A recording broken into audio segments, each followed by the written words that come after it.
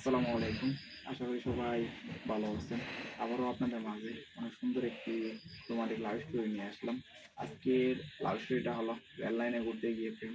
তো আপনারা তো সবাই বুঝতেই আছেন আজকের লাভ স্টোরিটা কি পরিমাণ সুন্দর হতে চলতেছে।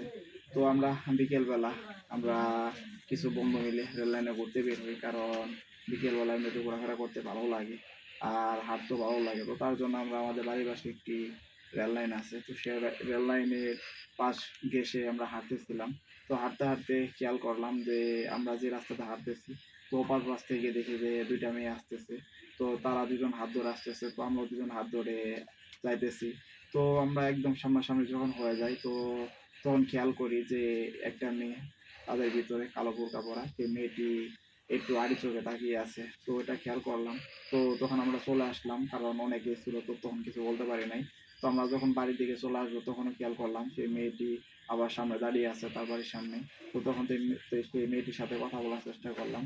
আর আমার এক বন্ধুকে বললাম যে যে করে হোক মেয়েটিকে আমার ফোন নাম্বার দিয়ে আসো। তো আমার বন্ধুর সাথে সাথে তাকে আমার ফোন নাম্বার দিয়ে চলে আসে। তো ওদিন রাতে সে আমাকে ফোন দেয়। ফোন দেওয়ার পরে সে বলে যে আপনাকে আমার অনেক ভালো লাগে, তো আপনি কালকে একটু এদিকে আসবেন আবার বিকেল টাইমে। তো আমি তাকে বলি আচ্ছা ঠিক আছে। তো আমরা ওই দিন বিকেলবেলা আবার বের হই। তো তাদের এলাকার সামনে আমরা যাই, গিয়ে দেখি সেই মেয়েটি দাঁড়িয়ে আছে আবার আমাকে দেখার জন্য। তো তার সামনে আবার যাই আমরা। তো আপনারা এতক্ষণ পর্যন্ত যারা আমার লাভ স্টোরিটা শুনলেন, তারা অবশ্যই আমার চ্যানেলটি সাবস্ক্রাইব করে দেবেন, শেয়ার করে দিবেন।